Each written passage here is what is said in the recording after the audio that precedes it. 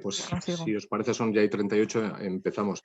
Bueno, yo lo que tenía pensado en primer lugar es presentarme para los que no me conocéis, pero viendo un poquito los participantes, creo que me conoceréis prácticamente todos. De hecho, me ha parecido ver por ahí una cara de alguien, de algún cirujano de Chavorrucho que hace igual a 15 años o así que no le veía. José, ¿estás por ahí?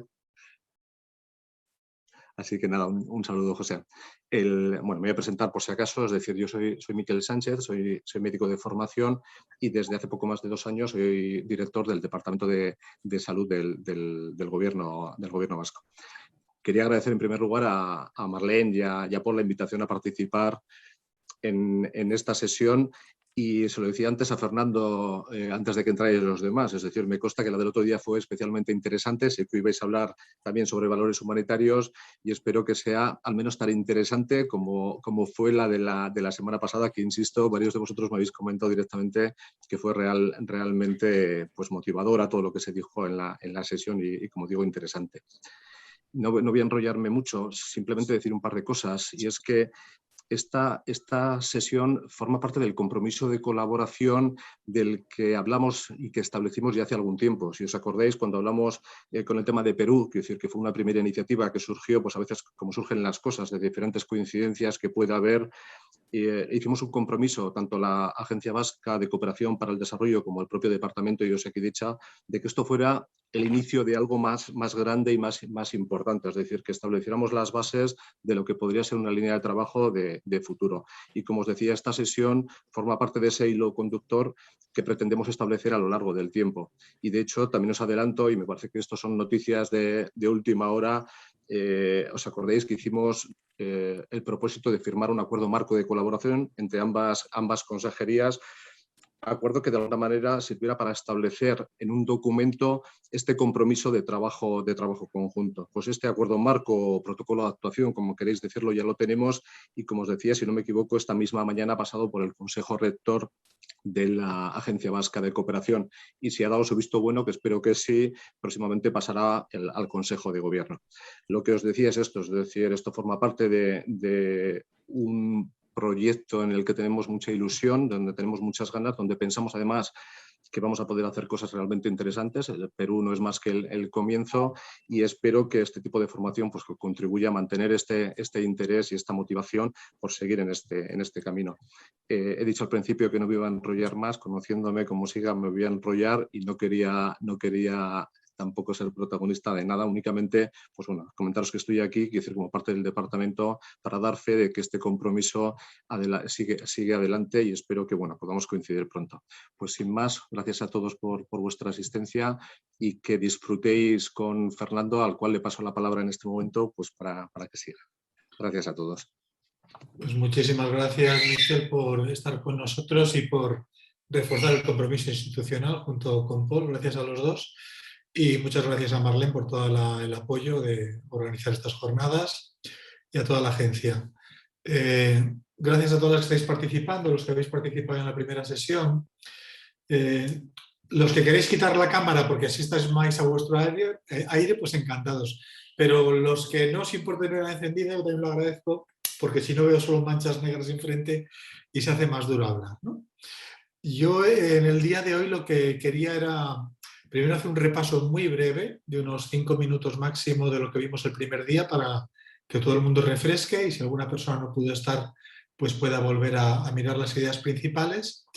Y a partir de ahí ya enlazaríamos con los temas de hoy. Vamos a empezar con el código de conducta, con un vídeo abreviado, una versión un poco corta, pero que nos dará juego, y a partir de ahí avanzaremos hacia enfoques en la acción humanitaria y también el tema de dilemas, que son la parte que nos queda por abordar hoy. Intentaremos tener unos cuantos minutos hoy de participación para que os podáis animar también y demás. Y a ver si lo conseguimos. Todo esto dentro del tiempo que tenemos. Vamos a ver si veis ahí bien la presentación. ¿La veis bien? Si alguien me... Sí, se ve muy bien. Bueno, ponlo en presentación igual, en modelo de presentación. A ver, porque se me acaba ahora de ir a mí. Ah. Vale. Ahí está. Lo veis bien, ¿verdad? Perfecto. Gracias. Bueno, pues voy a hacer este repaso. Los objetivos ya recordáis, pues conocer mejor los valores universales de la acción humanitaria, abordar algunos retos que se nos presentan y dilemas, y también poder compartir experiencias. Que este es un tema que, ya que además vais a tener un acuerdo marco y que hay una voluntad de continuidad, pues se tiene que ir dando sistemáticamente. Compartir, que además es algo que el sector sanitario sabe hacer muy bien, mucho mejor que el colectivo humanitario en su conjunto, ¿no? Bueno, el programa tenía estos 5 puntos o 6 con las conclusiones, y hoy arrancaremos desde códigos de conducta, enfoques y dilemas, como os decía. Estuvimos viendo un poco los orígenes del humanitarismo, desde el origen de la humanidad y cómo la evolución del Homo sapiens pues tenía esa doble vertiente entre cooperar y al mismo tiempo aniquilarse y eliminar todo lo que competía con él, ¿no? Y de ahí surgen conflictos y esto vuelve a generar más acción humanitaria. Hicimos un repaso muy breve de las tradiciones, religiones que han ido creando a lo largo de milenios una cultura también que luego se traduce en lo que es el humanitarismo actual, y eso tiene consecuencias cuando hablamos de los valores. Los valores, decíamos, no surgen de la nada ni se inventan en una escuela de negocios, sino que las escuelas de negocios o los sistemas de gestión han recogido tradiciones milenarias y en el campo humanitario no es una excepción. Hicimos un pequeño repaso sobre lo que yo llamo el humanitarismo moderno, muy ligado a la creación de la Cruz Roja y Media Luna Roja, con el Comité Internacional, más todas las sociedades nacionales. Y a partir de ahí también, al mismo tiempo, el surgimiento del derecho internacional humanitario con los convenios de Ginebra. Y recordábamos algunos de los puntos claves, como intentar eliminar algunos de los efectos que generan los conflictos armados, proteger a las personas, etc. Y veíamos que había una relación muy estrecha entre conflicto y conflicto violento armado y acción humanitaria actual. No es exclusiva, también hay todo un tema medioambiental que cada vez ha cogido más espacio, pero muchos de los valores, tal y como están acuñados, tienen que ver con una percepción de que la acción humanitaria se produce en entornos violentos o de conflicto graves. Vimos algunas referencias también muy rápidas de los modelos políticos, las huellas coloniales, los modelos económicos detrás, las grandes agencias que se han formado. Hoy estaba buscando yo unas fotos mías de archivo y me encontré precisamente con el trabajo que os decía también de Turquía, con la agencia TICA, ¿no? Es un monstruo en cuanto a tamaño, capacidad y también en cuanto a modelo, muy diferenciado. Hicimos una pequeña revisión de todo esto, pero todo esto para ir a parar al origen de los valores de los que hablamos. Están marcados por todas estas trayectorias, por todas estas influencias, por toda esta historia, y por lo tanto conviene que lo sepamos, que no son cosas que alguien ha inventado, que alguien ha pensado recientemente, ¿no? Y hay algunas consecuencias que veíamos aquí. Una de ellas, quizá la única que hoy subrayaría para seguir con el día de hoy, es que la población sujeto de la acción humanitaria muchas veces es la menos protagónica, aunque normalmente siempre se dice que está en el centro de todo. Y menos protagónica en cómo se consideran sus valores, sus intereses, sus necesidades y las razones de sus conflictos también. Porque esto a veces es una paradoja, no hablamos mucho el otro día, pero las poblaciones viven en situaciones de colaboración y de tensión, como cualquier sociedad, como nuestras sociedades, y por lo tanto de esas tensiones surgen también intereses y surgen conflictos, y también hay valores que intentan dirigir y resolver estos conflictos de intereses. Y ahí es donde a veces, en las nuevas dinámicas, que luego hablaré un poco, de localización, pues algunos de estos principios humanitarios vistos muy desde fuera, muy como de actores externos, pues empiezan a rechinar. Estamos ahora viviendo una época en que la formulación de los valores desde el norte, desde culturas de sociedades industriales, cuando entramos en sistemas de trabajo mucho más localizados desde las propias organizaciones locales, hay que volver a releerlos y reinterpretarlos. Bueno, dijimos también que había varias éticas y que había una cuestión de complejidad sobre definir cuál era la ética universal y cómo la ética de las poblaciones entraba también ahí. Este gráfico quizá yo creo que es el que más resumiría todo lo que vimos el primer día. Es lo que yo llamo el iceberg de los comportamientos y las creencias y resume un poco todo esto que veíamos. Es decir, bueno, desde mitos, creencias, elaboraciones de filosofías milenarias, la ética como una subrama de la filosofía, los valores como el núcleo duro de la ética. Todo esto es lo que está sumergido en el agua y no se ve. Y lo que aflora pues, son las normas, los comportamientos de la gente, y esto se regula bien por ley o por normas de obligado cumplimiento, o bien por códigos de conducta que suelen tener la característica de ser recomendaciones, ¿no? Que aunque la persona que lo firma, la entidad que lo firma, lo asuma como una obligación interna, no existe un sistema muchas veces de penalización externa en caso de no cumplimiento. Esto veremos que hay una barrera muy complicada de cómo se aplican los códigos. Vimos también un poquito el origen de la ética, de qué trataba, como al final era una búsqueda de filosofías de bien y del mal y por lo tanto nos generan muchas preguntas, no solo respuestas. Y veíamos muy por encima las dos grandes éticas o ramas de la ética, la deontológica, basada en principios y haciendo el análisis desde esas preguntas o esos valores fundamentales, y la consecuencialista, que veíamos nos ayuda mucho, pero a veces nos puede meter en derroteros analíticos muy complejos y nos puede hacer perdernos, ¿no? Nos hicimos algunas preguntas sobre qué valores podíamos compartir con toda la humanidad y si no existía un factor en común o unos valores en común, qué sentido tenía la acción humanitaria. Esto es un tema de debate muy grande. Vimos algunas cosas, no todo, por supuesto. Pero bueno, yo creo que es un elemento de reflexión importante, ¿no? La universalidad de la ética, mi ética versus la ética de las comunidades con las que voy a trabajar o voy a atender, y el mandato humanitario, cómo se puede hacer universal si reconocemos en algún momento determinado que no tenemos valores en común. Y entonces yo insistía mucho en que los valores en común están, a veces son duros de descubrir o de elaborar o de definir, pero sin valores en común no tenemos ninguna capacidad ni ninguna competencia para poder actuar universalmente, ¿no? Que es como definimos la acción humanitaria. Voy un poco rápido porque es un resumen y bueno, en todo caso os va a quedar el material. Yo os ofrecía una definición que hice ya hace algunos años y que es importante porque la desglosaba como en 3 bloques, como os decía, y el bloque último, el del fundamento, es sobre qué se basa la acción humanitaria. Se basa sobre unos valores éticos y unas actitudes, y yo, como suelo decir siempre, esto explica el porqué. Y yo siempre insisto, el porqué de las cosas es mucho más importante que el qué o el cómo. A quién se dirige, cómo actuamos y qué intentamos hacer, ¿eh? Es lo que está contenido en esta definición. Muchas veces nos centramos en el cómo hacemos las cosas organizadamente, el qué tenemos que hacer, el a quién también es un tema importante, y muchas veces nos descuidamos del por qué. Y el por qué al final es lo que da sentido a cada uno de nosotros en lo que hacemos. Hablaba Miquel al principio de que algunas personas le habían comentado que la sesión del otro día fue motivadora.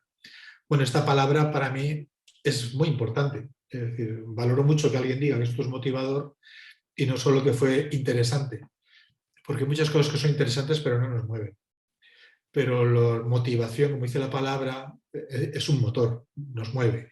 Y entonces el porqué de las cosas, el porqué nos dedicamos a hacer acción humanitaria, que vosotras y vosotros lo hacéis cada día desde vuestra realidad local, pero que lo hacéis con una proyección internacional cuando ya os embarcáis en programas como el que habéis hecho referencia de Perú u otros, pues tiene que estar muy bien arraigado en un porqué claro que me llene. Bueno, vimos muy rápidamente los elementos claves que engloba la acción humanitaria, y hay que empezar siempre con el de salvar vidas, proteger la dignidad humana y aliviar el sufrimiento, ¿no? Satisfaciendo necesidades básicas. Esto es importante y para vosotros a lo mejor diréis, qué obviedad, ¿cómo se nos presenta esto, ¿no? Pues fijaros, yo os diría, vosotros porque estáis en un sector tan cercano al sufrimiento humano, directamente no puede haber nada más cercano que lo que hacéis vosotros y vosotras, y al de salvar vidas os puede parecer toda una obviedad. Pero el sector humanitario se ha ido sofisticando muchísimo, tiene muchos componentes, muchos sectores de intervención, y se han desarrollado discursos que a veces se han alejado bastante de esto, ¿eh? Y de repente pues aparecen otras prioridades, de restaurar economías, promover el desarrollo a largo plazo, generar sociedades solventes y democráticas, y puede haber una cantidad de discurso que tiene mucho sentido, porque está ligado con el tratar de juntar desarrollo y acción humanitaria pura y dura, pero por eso es conveniente decir, en este esfuerzo de juntar acciones de desarrollo con acciones de acción humanitaria, lo que no podemos hacer es diluir y crear un terreno intermedio, mezclado, que no tiene identidad propia. No, hay que establecer puentes, y los puentes son puentes, pero la acción humanitaria es una acción que en sí tiene sentido y que empieza por lo más importante, que es la vida, y la vida con dignidad. Bueno, hablamos de algunos valores y principios, y yo os decía que yo he ido desarrollando con el tiempo esta especie de clasificación como de 3 niveles. Unos que serían los valores humanitarios esenciales, los primeros que tenéis aquí, los que ya hablamos y ya hablaremos algo más. Algunos valores nucleares que tienen que ver mucho también con actitudes y con valores personales, no solamente organizativos. Y luego principios instrumentales, que tienen que ver mucho con principios o valores, a veces también los llamamos, de la organización en la que realizamos la acción humanitaria. Decíamos que la acción humanitaria es un conjunto de acciones organizadas. Y esto es muy importante tener claro, me da igual que los clasifiquéis como queráis, o os pongáis en el orden o con el dibujo que queráis.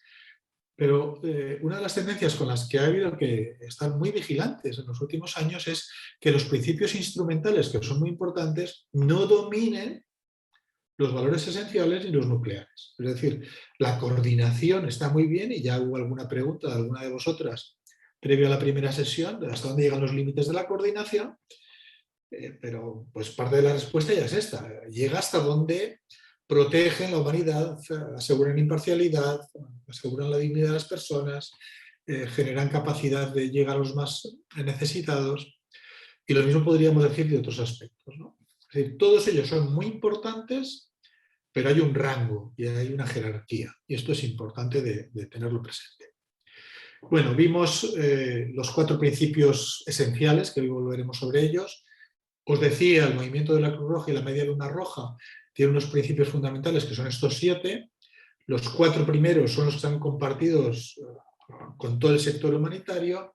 Los otros 3 son más específicos de su realidad, como movimiento unitario, universal, y donde valoran muchísimo el voluntariado. Y nos centramos en revisar un poquito estos 4, que no me entretengo ahora a revisarlos, porque además van a salir aspectos ahora, Y con esto llegamos pues al día de hoy, al segundo día, y entonces lo primero que quisiera, voy a hacer una pequeñita pausa por si acaso hay algo que ha quedado oscuro o que de repente os ha suscitado alguna pregunta y tal antes de avanzar, pero antes de hacer la pausa voy a avanzaros ya lo que vamos a ver a continuación. De todo ese iceberg que os planteaba al principio, decíamos, bueno, códigos, ética y tal, hemos hablado mucho de la ética, más la parte, digamos, más difícil, menos tangible de coger. Todo esto al final va aterrizando en la parte más normativa, que puede ser normas muy abiertas o más cerradas y más de obligado cumplimiento. Y entonces el sector ha ido desarrollando mucho hasta un nivel que se ha sofisticado de tal manera que, bueno, pues ya en estos días he estado haciendo precisamente unas versiones simplificadas de 2 hojas de algunos estándares humanitarios para organizaciones locales, en concreto en Myanmar, que dada la terrible situación que está viviendo, pues hay que activar todo tipo de organización social con una capacidad mínima y con un compromiso con su gente para que puedan trabajar en acción humanitaria y que lo hagan con unas ideas claras. Y eso pues está sobre un ejercicio de simplificación, ir a lo básico, ir a lo esencial, porque el sector humanitario se ha hiper sofisticado tremendamente. Las que tenéis en negrita aquí son 3 elementos que yo sí creo que es importante que les echéis un ojo y que al menos suenen, y si no habéis estado en contacto con ellos, pues os familiaricéis. Y hoy vamos a ver algunos aspectos en el ratico que tenemos, ¿no? Código de conducta humanitario, que ahora enseguida introduzco. La norma humanitaria esencial, que bueno, la traducción al castellano queda durísima y en inglés tampoco es que vaya muy allá, pero el Código Humanitarian Standard ha cogido mucho vuelo, luego voy a presentar algo. Yo creo que tiene problemas serios en este intento de sintetizar, yo creo que se ha complicado más, pero bueno, es importante que lo conozcáis. Y los estándares esfera, muy importantes, de los más antiguos también, y también os presentaré 2 cosillas. Hay otros que conviene que sepáis, porque en vuestro trabajo pues, contactaréis con otra gente y demás. Son los estándares en educación en emergencias o en acción humanitaria, códigos de conducta que hay sobre protección o contra la explotación y el abuso sexual dentro de la acción humanitaria, que sabéis que hemos tenido pues, desgraciadamente escándalos considerables. Posiciones del Steering Committee of Humanitarian Response, que es un comité, bueno, es una estructura compleja que existe, que coordina diferentes actores sobre la relación con los actores humanitarios y otras muchas, ¿no? Pero vamos a empezar con estos tres, vamos, hoy lo dejamos con estos tres y llegamos ya es muchísimo, al menos una visión, ¿eh? Hago una pequeñísima pausa y si alguien tiene alguna pregunta, pues que conecte el micro directamente. Yo, como estoy con la pantalla, veo algunos, otros no. Es decir, que si queréis hablar, hablar casi, porque igual no os veo, si no hacéis una indicación a Marlene. Si es que hay alguna pregunta, alguna cosa que... Hoy Fernando nos has liado con el resumen, ¿no? ¿Alguna cosa que queréis clarificar? Si no, yo avanzo. ¿Alguna cosa? No os veo a todos, supongo que estáis bien, pues. Vale, pues sigo. Si no me interrumpís en cualquier momento, ¿eh? Estamos en casa, por lo tanto, lo que queréis en cualquier momento entráis, ¿eh? Vale. Voy a pasar a proyectaros este vídeo. Aquí os va a quedar luego ya en la pantalla. Tenéis dos vídeos que resumen el código. El código evidentemente es un texto que tiene 10 puntos, que luego los vamos a repasar despacito. El vídeo de 10 minutos no le voy a poner porque es más largo y el tiempo cuenta mucho hoy. Es un vídeo más antiguo y que presenta el código. Veis que el nombre es muy largo, el Código de Conducta del Movimiento Internacional del Cruz Roja y Media Luna Roja y las organizaciones no gubernamentales en materia de socorro en caso de desastre. Bueno, lo conocemos normalmente como el Código Humanitario o el Código de las Venas, ¿no? Y este vídeo que voy a presentar el de 10 minutos está hecho posteriormente, después de bastantes años de haberse elaborado el código, que se aprobó en el año 94, justo durante la crisis de los Grandes Lagos de Ruanda. Y ya le da un enfoque nuevo, mucho más moderno. Vamos a ver este. Voy a cambiar de pantalla. Vamos a ver si lo consigo hacer bien.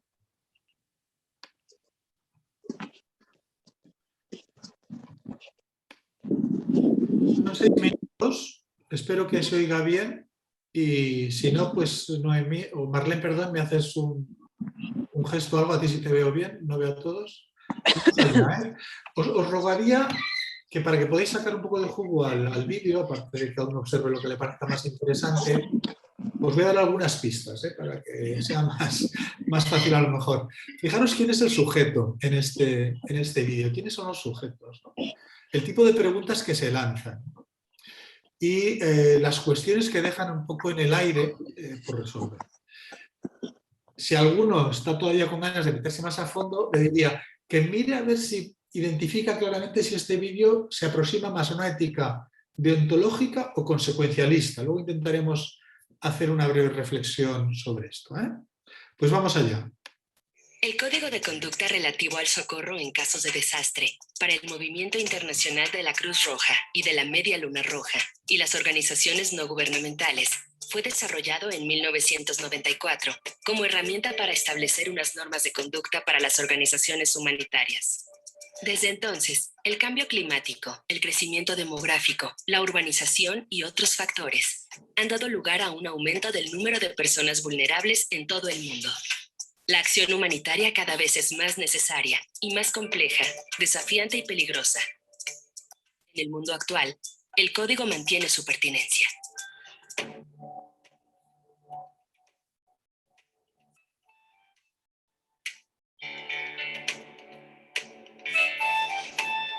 Muy probablemente, su organización ya haya firmado el Código de Conducta.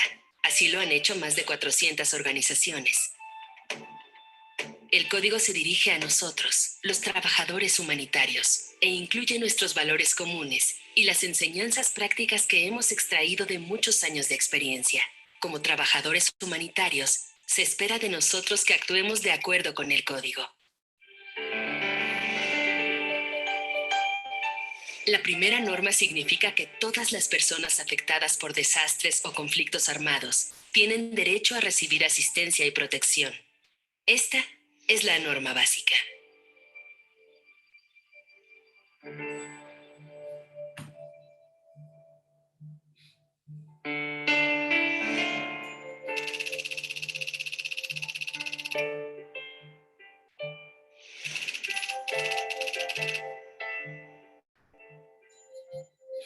Las siguientes 3 normas del Código de Conducta recuerdan a los trabajadores humanitarios su motivación: aliviar y prevenir el sufrimiento humano. Según la norma 2, la asistencia debe ser imparcial y atender solo a las necesidades.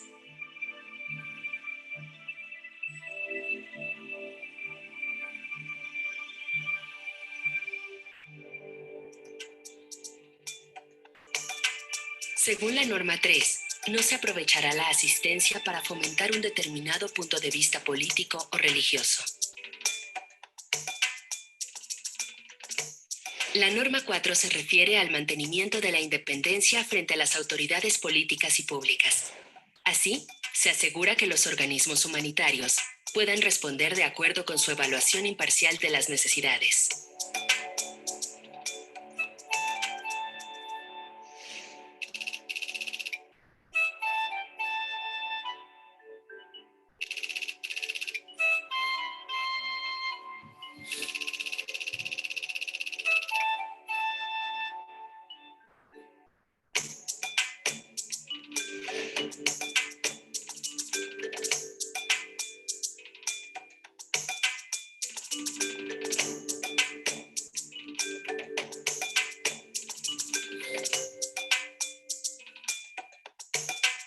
Las normas 5, 6, 7 y 8 hacen hincapié en la necesidad de respetar a la población afectada y de trabajar con ella teniendo en cuenta su situación.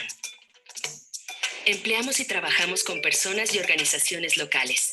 Adquirimos bienes del lugar y respetamos los conocimientos de la población local. La participación demuestra respeto, dignifica a los seres humanos y mejora nuestra eficacia. Todas las personas y comunidades, incluso en situaciones de desastre, poseen capacidades y vulnerabilidades. En la medida de lo posible, debemos ayudar a las personas a mejorar su capacidad para afrontar situaciones difíciles.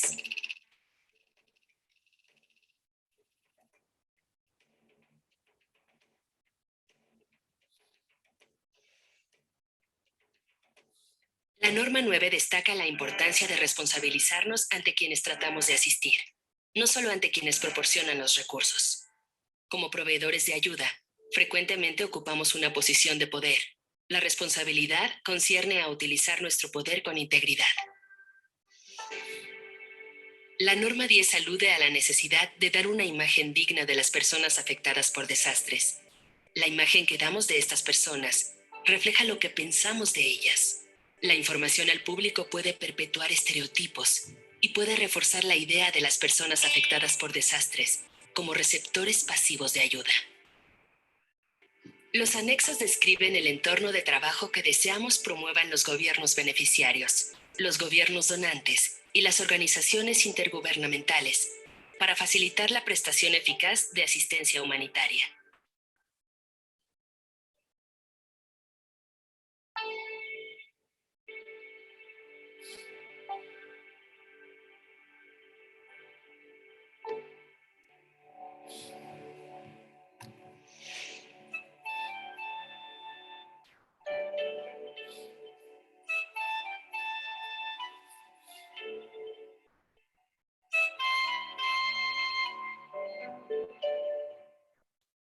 La aplicación del código exige conocer bien el contexto y tener capacidad de juicio. Las normas del código pueden ayudar a las organizaciones humanitarias a tomar las decisiones del día a día, de acuerdo con nuestros valores y principios, de manera que podamos acceder a las poblaciones afectadas y abordar sin peligro el sufrimiento humano. Como la mayoría de los códigos profesionales, el código de conducta es de carácter voluntario. Se basa en el autocontrol. Retomemos el código. Leámoslo, analicémoslo y trabajemos con nuestras organizaciones para velar por su aplicación.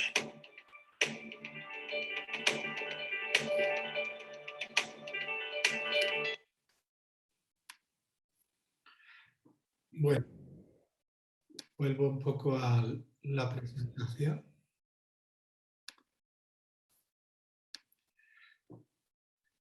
Pues en este código, que ahora iremos viendo algunos puntos, este vídeo, como veis, os avanzo yo un poco la respuesta a las preguntas que os hacía. Vamos, si alguien quiere entrar, que entre, desde luego. Una cosa muy importante es esta actualización del mensaje en la forma de vídeo que se hizo en el 2010, cambia completamente el sujeto. Y si os habéis fijado, son las personas, sujeto de la acción humanitaria, las que nos preguntan, ¿por qué tengo que confiar en ti? ¿A quién apoyas? Muy diferente del mensaje que la lectura clásica puede darnos de, bueno, yo vengo a ayudar, yo tengo una serie de valores, tengo muy claro todo, y entonces, bueno, tú eres el sujeto pasivo que recibe y no hay mucho más, ¿no? Aquí se invierte claramente en la presentación y es porque hemos ido tomando conciencia de que se nos iba patinando mucho por dentro pues esta visión dominadora, colonizadora, de una serie de ideas que tenemos y que son buenas y por lo tanto podemos imponerlas sin mucho más, y aquí se nos da la vuelta y decir, no, no. Lo primero es que escuches, que nos comprendas, que empatices. Me gusta muchísimo la imagen de ese niño que está en un tubo de hormigón, de un drenaje, ¿no? ¿Cómo se dice? De desagües, de alcantarilla, ¿no? Está metido ahí el chico filmando lo que sea y dice, bueno, yo me río, lloro, igual que tú. Es decir, el tema de la empatía y de identificar la humanidad en lo más básico, ¿no? Entonces, este código es fundamentalmente sobre la pregunta que os hacía de ¿es deontológico o es consecuencialista? Pues mitad y mitad. La primera parte fundamentalmente es deontológica, ¿eh? Si os fijáis, estos 4 primeros puntos que hay aquí, que lo que quieren tocar de entrada es el imperativo humanitario, o sea, el principio de humanidad, el valor de la humanidad, el tema de la imparcialidad, las prioridades se hacen únicamente en función de las necesidades, el tema de la imparcialidad del punto 4, no sé si os habéis fijado, pero bueno, como el vídeo queda ahí, lo podéis mirar cuando queráis. El texto, cuando iluminan el texto, que van sacando texto y luego con imágenes, el texto dice literalmente que nos esforzaremos en no actuar como instrumentos de la política exterior, que es lo que tenéis aquí del gobierno. Sin embargo, el audio lo que dice es como instrumentos de las autoridades y fuerzas públicas, vamos, o poderes públicos. Dice. Claro, es que en el punto 4 se vuelve a traducir el enfoque colonial, es decir, es que esto es una acción exterior siempre, es de gente de fuera que va a. Y en la realidad que estamos hoy en día se combina eso junto con gente local que hace la acción humanitaria y cada vez hay más capacidades humanitarias a niveles locales y por lo tanto no es la política exterior de mi país sobre mi país, es la política de las autoridades concernidas en ese territorio. Y el punto 3 es el que toca un poco tangencialmente el tema de la neutralidad, pero no llega a citar nunca la neutralidad. Esto creo que hice alguna referencia ya el primer día y esto veremos que al menos a mí, como persona ya un poco metida en años en este tema, me genera algunos problemas de cómo lo tratamos. La neutralidad es el punto más conflictivo y al mismo tiempo es el que se pasa en general más de puntillas, precisamente porque es muy conflictivo.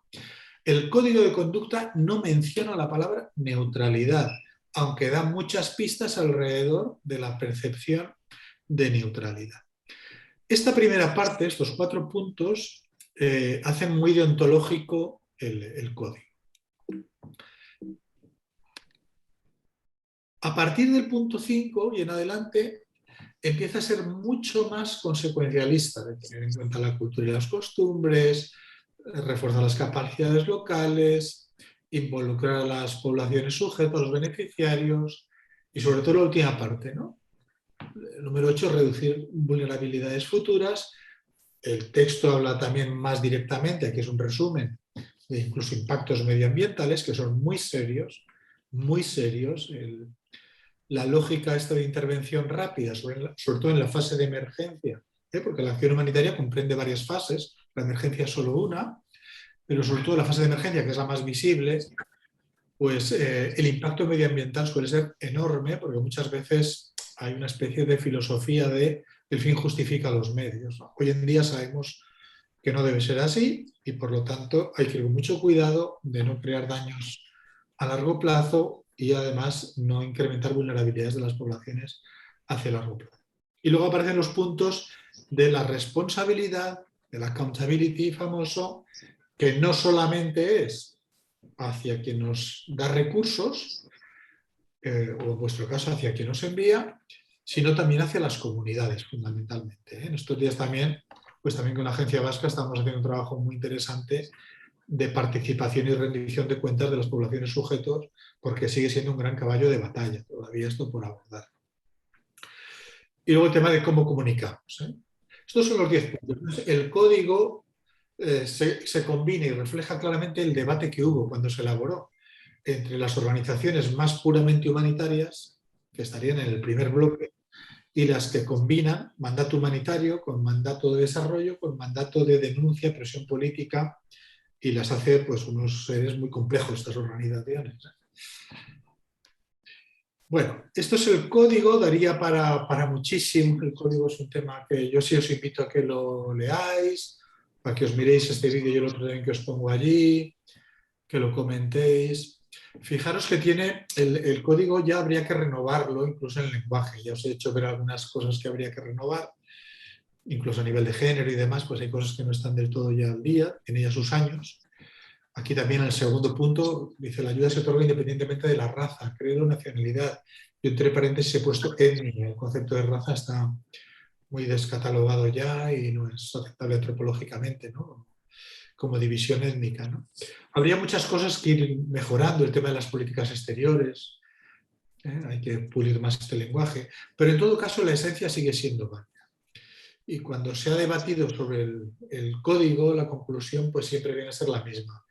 Es una herramienta de apoyo, nos ayuda mucho, no dice todo lo que tiene que decir, ni probablemente esté con el lenguaje más actual, pero sigue siendo válido y verdad. Sé que voy un poco deprisa, pero si queréis a alguien parar, paráis, si no, pues la idea es ganar tiempo para que al final podamos volver sobre cualquiera de los temas. El segundo bloque que quería hacer una referencia muy rápida es este que os he dicho antes del Core Humanitarian Standard o la norma humanitaria esencial. La norma humanitaria esencial es lo que está como más en boga, digamos, como la gran referencia ahora, como el documento esencial. Para mí tiene debilidades importantes, entre otras cosas porque nace de un esfuerzo de combinar muchas cosas, pero sobre todo nace desde un enfoque de accountability, de rendición de cuentas y participación. Y son compromisos de las organizaciones. De hecho, el documento dice 9 compromisos que los actores humanitarios tomamos, ¿no? Y aquí están los 9, no voy a ir uno por uno, pero bueno, perdón. Pues la respuesta tiene que ser adecuada y pertinente, tiene que ser eficaz y proporcionada a tiempo, pero fijaros que muchas de estas cosas, aunque son principios, pero están más en el bloque de principios de gestión, que para mí es un tema que me preocupa muchísimo. Y bueno, pues Miquel no sé si ya ha tenido que marchar o no, pero él como también gestor sanitario, pues también pues seguro que diría, pues claro, es que si no gestionamos bien, lo que queremos hacer luego al final pues no saldrá como teníamos orientado o según nuestros mandatos y misiones, ¿no? Pero hay que ir con cuidado de no dejarlo solo ahí. Entonces, estos son compromisos que hacen referencia a cómo tiene que ser la rendición de cuentas. Veis aquí, por ejemplo, el punto 5, que también hablábamos antes de rendición de cuentas y que lo estamos trabajando mucho en la agencia ahora, yo estoy colaborando simplemente, pero lo están trabajando fuerte. Aquí coger un solo punto. Las quejas son bien recibidas y gestionadas, pero los complaint mechanism o la gestión de quejas es una parte muy pequeña.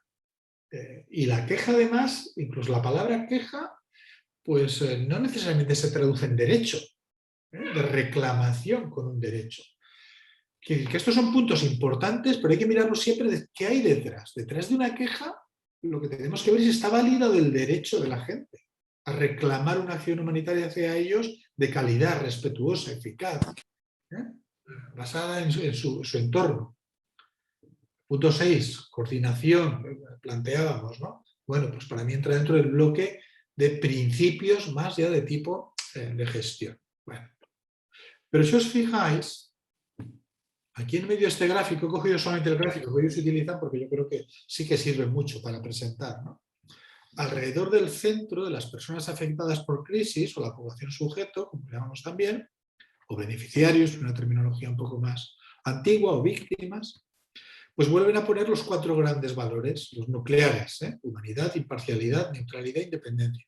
Y de nuevo nos aparece aquí neutralidad y prácticamente las mismas organizaciones que no quisieron incorporar la palabra neutralidad, aunque sí conceptos relacionados con neutralidad, pues aquí se ha puesto y se ha firmado sin mayor debate. Entonces a mí esto me preocupa mucho.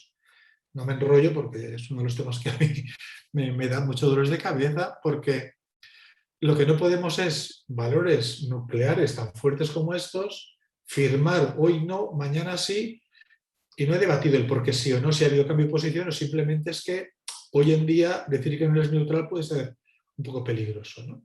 Pero al mismo tiempo las organizaciones que hacen campañas de protección de derechos pues difícilmente pueden argumentar que son neutrales, porque suelen tomar posiciones porque es necesario, ¿no? Bueno, este es otro, el documento es mucho más amplio, por supuesto. Esto es una gráfica que lo resume, pero valdría la pena también que si tenéis un rato, luego pues tenéis más oportunidades de formación, pues le dediquéis un tiempo a leerlo y a familiarizaros con ellos, porque es como un gran referente hoy en día. Paso, voy mirando un poco el tiempo. El tercer bloque es los estándares Esfera, el manual Esfera, en su día se llamó el Sphere Project. Y aquí os he puesto pues una de las carátulas del principio del manual, porque creo que os puede interesar saber lo que contiene, al menos, porque además a vosotros os tocan muchos de los elementos fundamentales. Al principio vuelve otra vez a tener una especie de conglomerado, queriendo decirlo todo, pues se vuelve a meter mucha presión en el documento. Y entonces aparece la Carta Humanitaria, que es una especie de síntesis otra vez del Código de Conducta, como una carta magna rectora. Entonces se solapa mucho, no contradice, solapa mucho con lo que es el Código de Conducta. Aparece de forma transversal lo que son los principios de protección, que en situaciones de conflicto violento, pues son muy importantes, cómo se protege a la población. Y luego ha incorporado en su última versión, porque este manual ha ido evolucionando, la última versión creo que es del 18, la última que se ha publicado, la norma humanitaria esencial. Veis aquí han puesto el grafiquito este precisamente que os señalaba yo, no sé si se ve el ratón, para resumir pues todos estos principios. Entonces, otra vez hemos querido hacer aquí el libro gordo de Petete, la enciclopedia, y claro, tenemos cosas que vienen del Código de Conducta, de la norma humanitaria, y está bien, pero nos complica un poquito, sobre todo cuando queremos que la gente esté centrada, ¿no? Y luego lo que fue el origen del proyecto son estándares, lo que yo llamo estándares profesionales, en 4 sectores básicos: agua, saneamiento e higiene, que en el argot nuestro humanitario lo ponemos como WASH, de las iniciales en inglés. Segundo bloque, esto por supuesto también, desde salud preventiva, os afecta mucho. Seguridad alimentaria y nutrición, también nos afecta mucho. Alojamiento y asentamiento, os afecta sobre todo en lo que tiene que ver entornos saludables. Y salud, que es el cuarto paquete, ¿no? Sobre estos 4 sectores es donde arranca el proyecto Esfera y donde se establecen estándares, parámetros de cómo hay que hacer ese tipo de intervenciones con calidad, para que haya una calidad asumible. Porque se venía de la cultura de decir, bueno, para quien no tiene nada, cualquier cosa está bien. Y esto, pues no, la dignidad humana no empieza desde cero, o sea, tiene unos mínimos para que haya dignidad humana. Cualquier cosa no te da dignidad humana. No me voy a meter en esto, porque además para vosotros pues, sería todo un tema ya que conoceréis más cada uno su sección y os gustará debatir, algunos estaréis muy familiarizados, pero solamente os he puesto el esquema de la parte del sector salud. Pero como os decía, yo creo que a vosotros son relevantes todos, quizá el que os coge un poco más tangencialmente es alojamiento y asentamiento, que sobre todo hace referencia a campos de desplazados, refugiados y demás, pero los otros de luego os tocan bastante desde diferentes perspectivas de salud, ¿no? Pero bueno, os he puesto el de salud aquí para que veáis pues, que hay diferentes bloques donde van tocando algunas normas y a partir de ahí luego lo detallan y hay unos anejos. Bueno, aquí como os he puesto también en la web, pues está en muchos idiomas, está traducido en muchísimos idiomas, se ha invertido mucho y luego está traducido en muchos idiomas en lenguaje simplificado, que es muy interesante. Es decir, en inglés sencillo, en francés sencillo, no en francés de la Sorbona ni en inglés de Oxford, ¿no? Entonces está bastante bien, ¿eh? Entonces podéis conseguir mucho material aquí. Bueno, sé que voy muy rápido, pero vamos avanzando. Enfoques humanitarios. ¿Por qué hablo de enfoques humanitarios dentro del tema de hoy, de valores en la acción humanitaria? Pues porque los valores se manifiestan también a través de lo que llamamos enfoques, aproximaciones, approaches en el trabajo. Es decir, según desde qué lente, desde qué perspectiva mire yo el trabajo humanitario, así proyectaré yo estos valores de los que estamos hablando. Y entonces voy a poner algunos. Y una cosa muy importante, porque a veces la gente se confunde. Aquí no es que haya que elegir un enfoque u otro. A veces sí, que son un poco o sea, se contraponen. Pero la mayoría de ellos pueden solaparse uno sobre otro, complementarse, ¿eh? Entonces voy a marcaros algunos.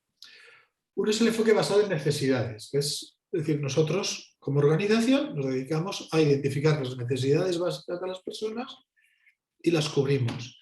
Y nuestro enfoque es necesidad, satisfacción. Ese es nuestro eje de trabajo, de razonamiento, de elaboración de planes de estratégicos y demás, ¿no?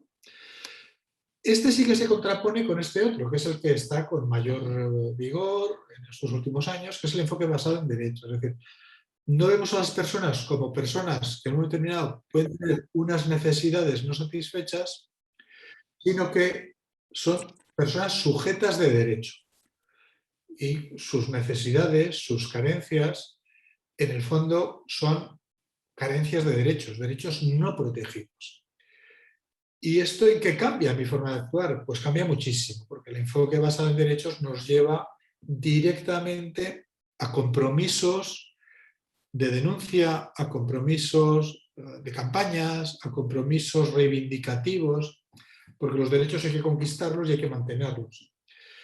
Y sin embargo, en necesidades, pues podemos satisfacer necesidades de una forma mucho más puntual, más directa, a lo mejor incluso hasta más efectiva en un momento determinado, pero no trasciende, con eso se consolida un derecho. El derecho a una alimentación digna, nutritiva y según mi contexto cultural, eso es un derecho, y el derecho y la necesidad de estar alimentado y nutrido pues se puede cubrir sin tener en cuenta ni el entorno agrícola, ni la cultura culinaria, ni los roles sociales dentro del proceso de la alimentación, etc. Entonces, sí que cambia mucho. Estos dos enfoques sí que son bastante contrapuestos y generan muchos debates. Muchas organizaciones se declaran hoy en día la mayoría, con un enfoque de derechos. Cuando se rasca a fondo muchas veces es un corta y pega, muchas veces esto no se da. Entonces, hay que entender con quién se trabaja y saber cuál es el enfoque real que da. El enfoque de do no harm, de no hacer daño, bueno, pues también me imagino que ustedes estaréis familiarizados, porque esta terminología, creo recordar también de vuestro sector, se hizo muy famoso a partir de un libro que se escribió, que se llamaba así, y creo que cuestionaba era todo el daño que la acción humanitaria puede llegar a hacer. De forma no intencionada, lo que algunos llaman efectos colaterales, pero que a veces es algo más que un efecto colateral, que es perpetuación de hambrunas, perpetuación de conflicto, dependencias externas, pérdidas de capacidades o habilidades profesionales de los colectivos que son sometidos a una acción humanitaria pasiva, etc. Este enfoque también se asume muy universalmente. Yo lo batallo mucho, no porque no lo defienda, yo lo defiendo también, pero creo que se ha entendido muy mal. Yo siempre digo, la acción humanitaria es acción. Y lo primero que tiene que hacer la acción humanitaria, si utilizamos la expresión inglesa, es to do. We have to do. Tenemos que hacer. No se puede hacer humanitaria no haciendo. La acción humanitaria implica moverse, actuar. Y eso implica riesgos que tenemos que valorar, que tenemos que sopesar, que tenemos que enjuiciar, que tenemos que analizar éticamente. Pero el no hacer no nos garantiza que estemos haciendo el bien. Me remonto ahora al lenguaje que utilizábamos al principio de las sesiones y que hoy repasaba muy rápido, ¿no?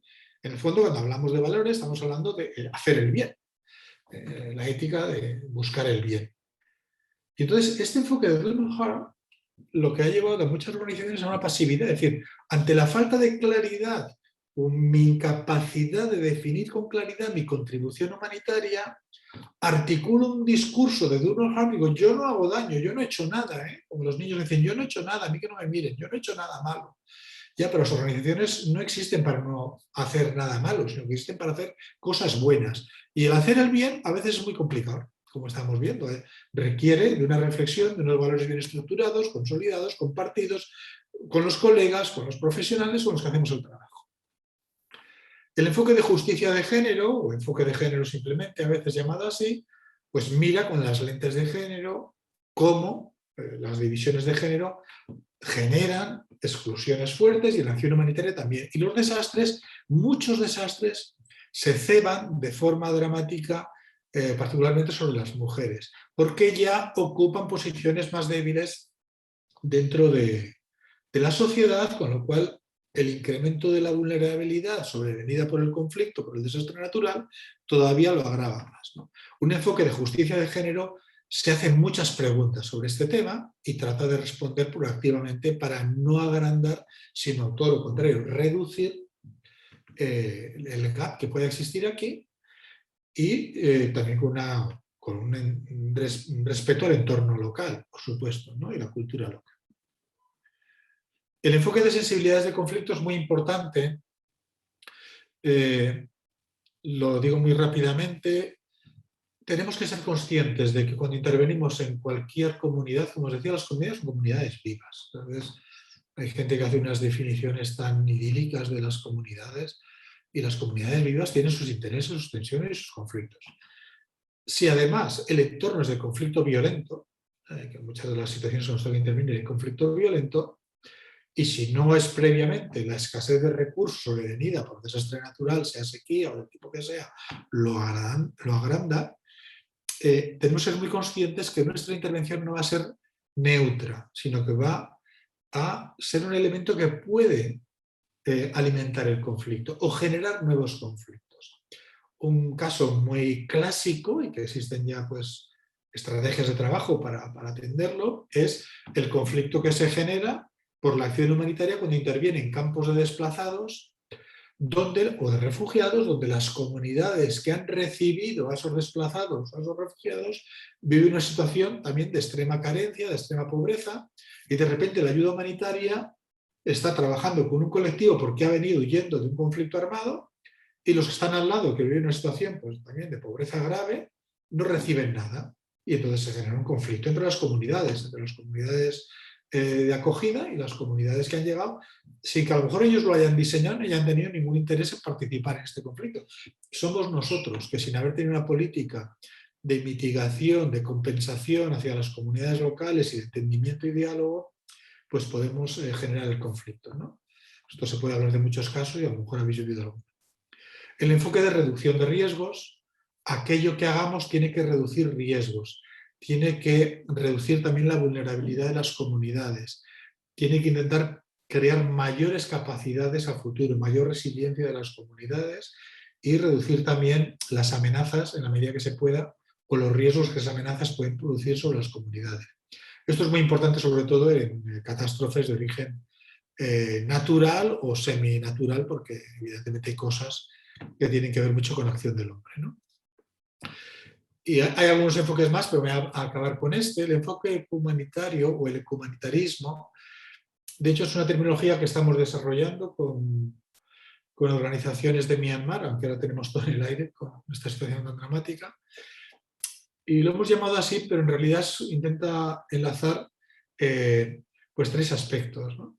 El tema primero del entorno, de los sistemas de la gente, el tema de los derechos de las personas, y el tema de la cultura. Las culturas de las personas a veces se presentan casi como una cosa como diríamos, de tipismo, de anécdotas de cómo visten o de cómo comen o de los ritos que tienen, los rituales. Pero claro, cuando se rasca más, las culturas en algunas sociedades es realmente lo que conforma la identidad. O sea, no es un añadido sobre mi identidad, tengo una cultura que refleja la forma en que he visto, me comporto o la lengua que hablo, sino que es que mi cultura es mi identidad, fundamentalmente, ¿no? Y entonces, particularmente cuando hay comunidades que son desplazadas, refugiadas, sacadas de raíz de su entorno cultural y sin que nadie atienda a la capacidad de realizar sus ritos, sus tradiciones, la forma de relacionarse las familias, los hombres, las mujeres, los jóvenes, el rol que tiene cada uno de ellos, los ancianos, todo esto se desarticula de una manera que se entra en una crisis psicosocial que trasciende lo que ha sido la crisis inicial. Y este enfoque yo creo que tiene que ir ganando terreno porque es fundamental a mi entender. Bueno, os pongo aquí el Quijote, yo supongo que todos habéis tenido ocasión de leerlo y si no, yo os invito a que lo leáis, pero que lo leáis con la perspectiva humanitaria, es como un manual humanitario fantástico, ¿eh? Y si recapitulamos un poco, pues Don Quijote pues, se empapa también de visiones y de ideales, y entonces sale eso a socorrer a menesterosos, viudas y todo tipo de personas afligidas por el mundo, ¿no? Entonces sale como una especie de gran visión humanitaria, pero el hombre pues sale sin equipamiento adecuado, sin conocimientos y además a las bravas y según sus ideas sin contar con la gente. Entonces aquí hay una escena en la parte primera del Quijote, en el capítulo 31, en que aparece, pues eso, Don Quijote se encuentra con un hombre que estaba azotando a su muchacho, al criado. El Quijote, por otra parte, tiene escenas tremendamente violentas, verdaderamente cuando uno lo mira desde la perspectiva de hoy. Y esta es una de ellas. Y entonces Don Quijote pues, le recrimina al amo, dentro de la terminología, entonces al amo que esté azotando al pobre chaval porque no había cumplido con alguno de sus deberes. Y lo que ocurre es que al cabo de un tiempo, cuando avanza la historia, pues este chaval se vuelve a encontrar con Don Quijote y le dice esto que está aquí. Porque le dice esto porque cuando Don Quijote efectivamente hizo que aquel hombre liberase al chaval, pero cuando Don Quijote se dio la vuelta, pues el amo se vengó mucho más fuerte sobre el Quijote. Esto pasa a veces, incluso no solamente con nuestra actuación humanitaria, sino también con medios de comunicación, que se hacen denuncias muy llamativas y tal, y cuando te vas, pues has puesto el foco sobre el más vulnerable y sobre el que recaerá toda la venganza.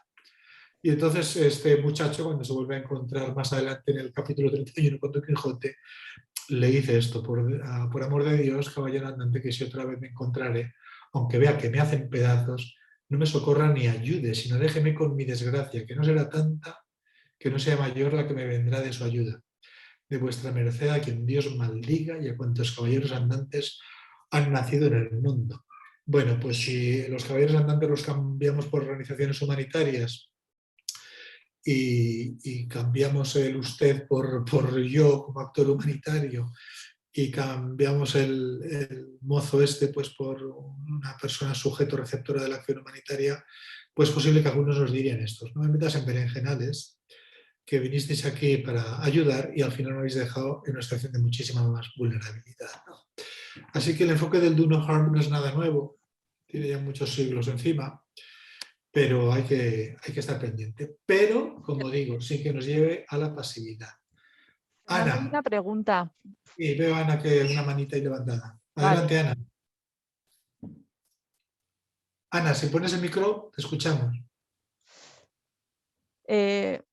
Bueno, la había escrito. A ver, era una pregunta. En cuanto al enfoque, a los enfoques humanitarios, durante el curso de una misión humanitaria, ¿el enfoque puede cambiar o hay una mezcla de varios enfoques? No sé si me estoy explicando bien. Sí. A ver, yo creo que el enfoque no debe cambiar, porque el enfoque es la forma en que tú abordas esa acción. Entonces, lo que puede cambiar es la estrategia. Esto es un tema de gestión que si más adelante queréis algún día, sería bueno también tener alguna conversación sobre esto. Pero el enfoque tiene que ser algo como ya muy elaborado por la organización con la que trabajas o por el equipo con el que estés. No puedes cambiar un enfoque de derechos o dejar de lado el enfoque de género en un momento determinado y decir, mira, la sensibilidad del conflicto no me importa, porque si se enfaden entre ellos, que se enfaden. No puedes. Tienen que ser elaborados previamente, conocidos y traducidos en la estrategia. Otra cosa es que tú la estrategia la vayas adaptando en las acciones concretas que hagas según varíe el entorno, porque los entornos son cambiantes y por eso las estrategias hay que actualizarlas. Entrando un poquito en el tema de gestión de estrategias, sin enrollarme mucho, pero un poquitín nada más, sí decir, cuando las organizaciones presentan una estrategia a 5 años, en acción humanitaria, no digo en otros temas, yo tiemblo, porque normalmente el contexto cambia mucho y yo digo, más allá de 3 años es prácticamente imposible tener una estrategia fuerte, ¿no? Sólida. Y en todo caso a veces hay que ir actualizándolas entre medias, ¿eh? Pero yo diría, el enfoque no, porque el enfoque es los ojos con los que yo estoy mirando la realidad y mi forma de comprender mi papel interactuando con esa realidad. Si yo tengo un enfoque de Dunojal muy bien enraizado, yo me haré preguntas sistemáticamente si estoy pudiendo generar más daño que bien con lo que hago. Si tengo un enfoque de reducción de riesgos, lo que diseñe lo haré de una forma que no genere más vulnerabilidades. Hoy estaba haciendo un poco de revisión fotográfica porque quería sacar fotos para un trabajo, como os decía, y por ejemplo veía pues, una evaluación que tuve que hacer hace un par de años en un campo de desplazados donde se habían colocado las letrinas, incluso algunas casas o casetas, ¿no? Shelter, de un campo de desplazados en una zona con alto riesgo de deslizamiento, de corrimiento de tierras. Bueno, esto es no haber tenido enfoque de reducción de riesgos, ¿no? Queriendo ayudar a la gente los puede someter a otro riesgo mayor, ¿no? Os recuerdo un centro de estudios para niños desplazados que se ubicó en un centro que antiguamente había sido una fábrica de armamento, con lo cual estabas colocando a los chavales en lo que había sido antiguamente un objetivo militar y no tenías garantías de que efectivamente se fueran a respetar. Los convenios de Ginebra dicen que los centros de educación y civiles no pueden ser objeto militar, pero habiendo sido previamente objeto militar, pues el riesgo era altísimo, ¿no? Es decir, puedes combinar varios, como digo, quizá los únicos que se contraponen son necesidades y derechos, pero no le vería yo ninguna lógica, es decir, abandono por el cambio en uno de mis enfoques. Otra cosa, y con esto ya acabo, Ana, otra cosa es que los equipos a veces o las organizaciones son inconsistentes y van rotando personal sobre una misma realidad sin que hayan tenido una formación adecuada, sin que nadie les haya dicho, mira, vamos a pasar 2 tardes diciéndoos un poco cuál es nuestra misión, nuestro mandato, nuestros valores, nuestro enfoque, en fin, el por qué hacemos todo esto, porque si no, claro, cuando va cambiando la gente, si cada uno viene con su propia idea, pues puede ir evolucionando hacia sitios que nunca nadie pensó que evolucionarían. Pero eso es por falta de institucionalización, de absorción colectiva, del por qué lo hacemos, ¿eh? Y si mañana un grupo de vosotras y vosotros marcháis a no sé qué país a hacer una misión, lo suyo es que fuerais, no con un supermanual, pero sí con unas directrices muy claras que digan, esto es el por qué vamos allí, como lo que estamos abordando. Y aunque yo solamente esté 1 mes o esté 2 años, este es el enfoque que llevamos, ¿no? Y estos son nuestros valores, y esta es nuestra forma de entender la realidad, y este es el código de conducta al que hemos firmado. Aprovecho esta pregunta que has hecho, Ana, también para volver sobre el código de conducta. El código de conducta al final decía, como casi todos los códigos de conducta, su regulación es autorregulado, es cumplimiento voluntario. Bueno, esto es así y no es así, porque muchas veces, depende de vosotros cómo os mováis, pero en fin, muchas personas cuando se mueven en acción humanitaria lo hacen normalmente con organizaciones, firman un contrato, incluso aunque sean voluntarios, firman un contrato con unos compromisos y suele haber una cláusula en la que se comprometen a respetar X códigos de conducta. Algunos tienen muchos, muchísimos, que además a veces ni te los dan, o sea, lo suyo es decir, oye, dámelo, porque un código de conducta es una cosa muy seria. Pero este general que hemos visto aquí suele ser parte de ese contrato.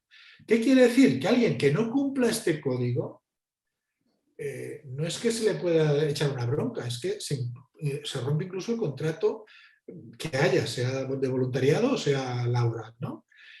Es decir, que no solamente es cumplir por contrato, sino es cumplir porque estamos en línea, porque lo vivimos, porque nos motiva, como decíamos al principio.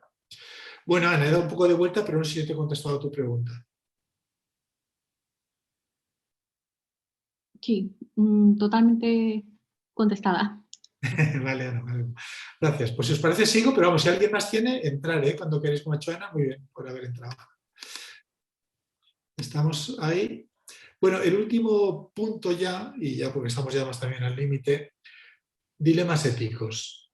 ¿Qué es un dilema ético y cómo abordarlo? Bueno, pues también otra vez más me da un poco de apuro dirigirme a un colectivo como el vuestro, que sé pues que, pues eso, además tenéis comisiones de ética, de temas hospitalarios y demás, y quizás un sector profesional pues que lo trabaja mucho más que cualquier otro, ¿no? Pero bueno, a veces sí es bueno recordar algunas cosas y depende de dónde estéis, pues a lo mejor no estáis tan familiarizados con esto.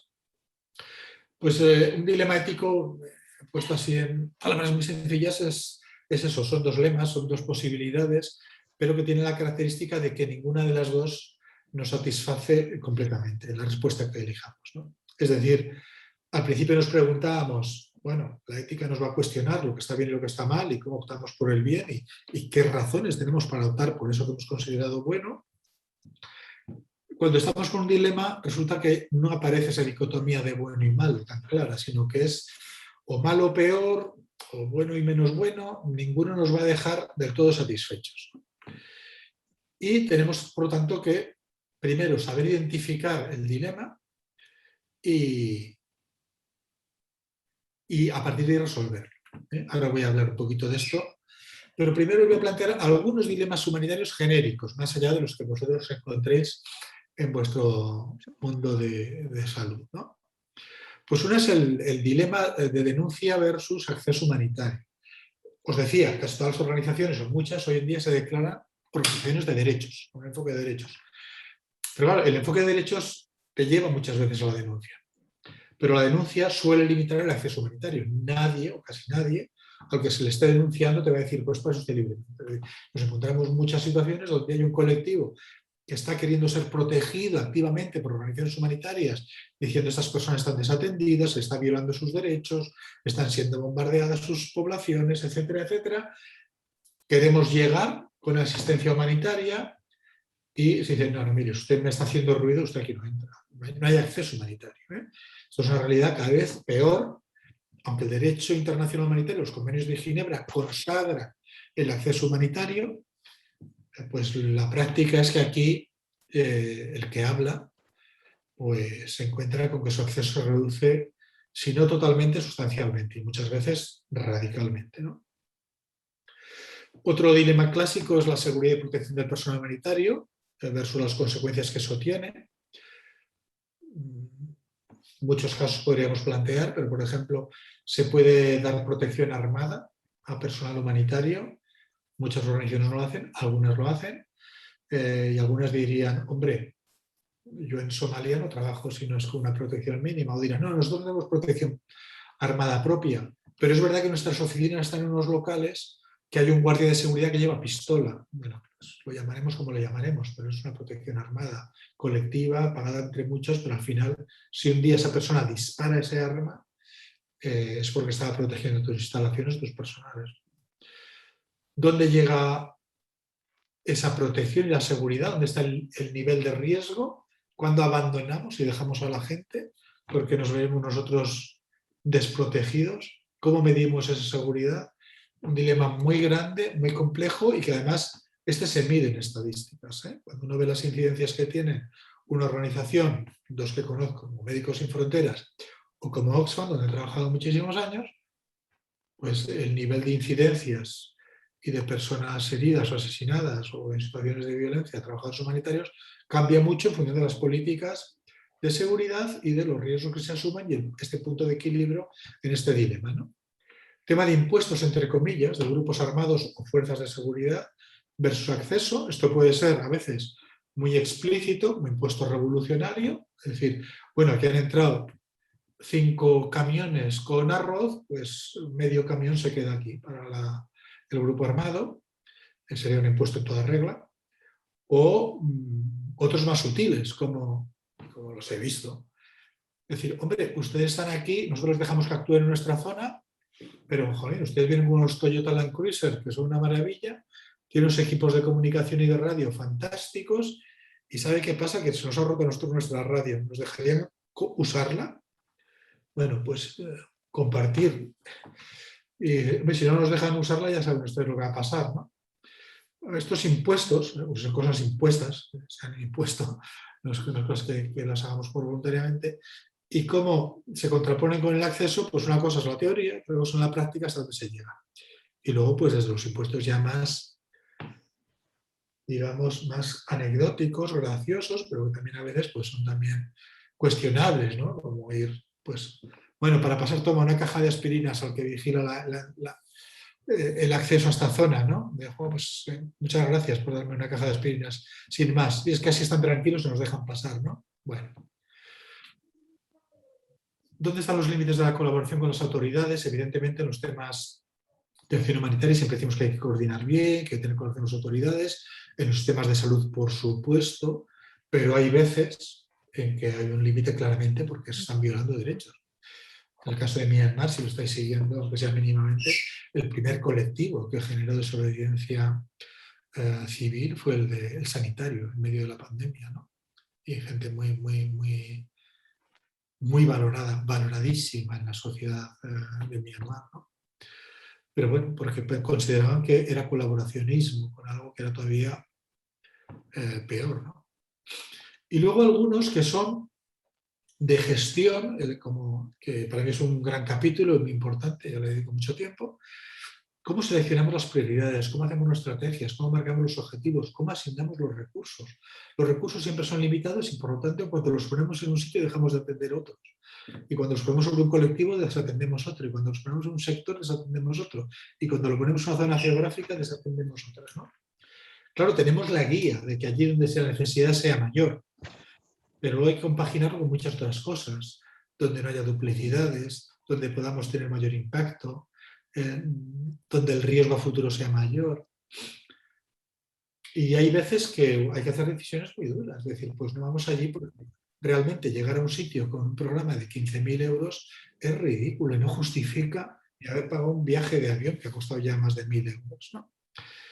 Lo pongo un poco así anecdótico, pero es verdad que a veces la asignación de recursos se hace de una forma pues muy desproporcionada, ¿no? Muy poco desequilibrada. Entonces, ¿cómo seleccionamos de una forma clara y resolvemos dilemas reales que podemos tener? Pues importante. Salvar vidas a corto plazo, proteger a largo plazo, también relacionado con gestión. A mí me gusta siempre recordar el caso que fue muy llamativo del rescate hace varios años ya, creo que fue en el año 2000, en Mozambique, que sufre grandes inundaciones regularmente por desembocar un montón de ríos, de los grandes ríos africanos allí. Y entonces, pues hay muchas inundaciones regularmente.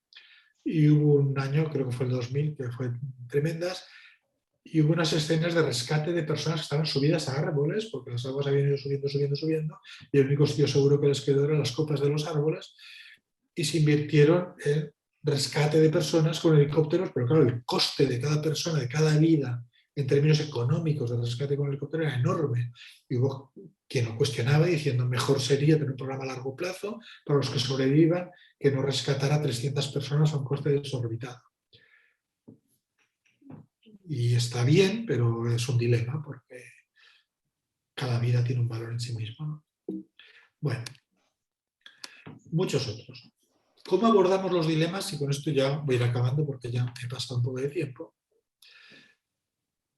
Yo siempre digo, este primer punto es el más importante. Asegúrate que es un dilema real y no un problema complejo. Cuando las personas no tienen expertise, no tienen conocimientos suficientes, o son demasiado jóvenes y no han visto a lo mejor otras cosas que les pueden ayudar a relacionar, a veces creen que un problema complejo es un dilema y simplemente es un problema complejo. Entonces, lo primero que tenemos que saber es un problema complejo y si creemos que lo es, busquemos quién sabe de esto para resolver problemas complejos, ¿no? Porque yo a lo mejor no sé mucho de electrónica, pero el que sabe me lo resuelve, ¿no? O a lo mejor no sé pues, de oncología, pero quien sabe me lo resuelve. Y hay veces que son dilemas reales, entonces hay que ya entrar en una dinámica de tomar decisiones éticas complicadas. Segundo, sopesar pros y contras. Ahora hacer un análisis de pros y contras, que a veces se hace de una forma muy superficial. Contrastar las opciones según la jerarquía de valores humanitarios. Yo antes os he presentado una jerarquía como de 3 bloques, ¿no? Y decía, cada uno que lo relabore como considere. Pero lo que no tiene sentido, a mi entender, y veis que tengo un poco una visión crítica, precisamente porque es un sector al que dedico mi vida y lo amo profundamente, ¿no? No me es indiferente lo que pasa en él. Lo que no tendría sentido es que los valores o los principios operacionales que yo colocaba en el tercer bloque, de transparencia, de eficiencia, de coordinación, etcétera, de repente sean los superiores para resolver un dilema. Los superiores tendrán que ser la humanidad, la dignidad, los nucleares que veíamos al principio, ¿no? Entonces, tener clara esa jerarquía para cuando haya que abordar un dilema. Muy importante, y esto yo creo que vuestro sector lo hace muy bien. El sector humanitario como conjunto, el sector humanitario le queda mucho por hacer todavía en compartir y aprender, en, digamos, hacer análisis clínicos, le queda muchísimo, ¿no? Sesiones clínicas. Compartir con los colegas experimentados, con la gente que ya ha pasado, con las organizaciones que han rodado mucho, ¿no? Tomar decisiones claras. Esto es importante, sobre todo si trabajáis en equipos. No hay nada peor que abordar un dilema y que cuando se resuelve, se discute todo esto, la decisión es ambigua. Esto es una forma de escapar muy común de nosotros, ¿no? Como personas. Es decir, como es tan complejo todo y tan poco claro, pues formulamos la decisión, la supuesta decisión de una forma ambigua y cada uno que lo interprete como pueda. Esto es lo peor. Dejar a la gente con la ambigüedad es lo peor. Sobre todo si tenéis un equipo vuestro claro. Una vez que hayáis hecho toda la discusión, el análisis y demás, definir claramente cuál es la decisión con sus consecuencias. Y luego tomar medidas para mitigar los impactos negativos que esta decisión pueda tomar. Son 6 puntos muy sencillos, pero yo creo que importantes. Y con esto pues ya cierro. Sé que me he quedado ya al borde de las 5, no sé si os podéis quedar algún minutillo más o no. Y luego Marlene también, habíamos elaborado un par de preguntas para valorar con vosotros, pero Marlene, si te parece, primero vamos a ver si hay alguna pregunta, algún comentario, algún feedback, y luego si no ya haríamos esta especie de microevaluación que habíamos preparado. Pues, hostia, sería la parte esta. Voy a cerrar pantalla y así os veo un poquito más a todos, luego si hace falta volvemos. ¿Alguna pregunta o comentario?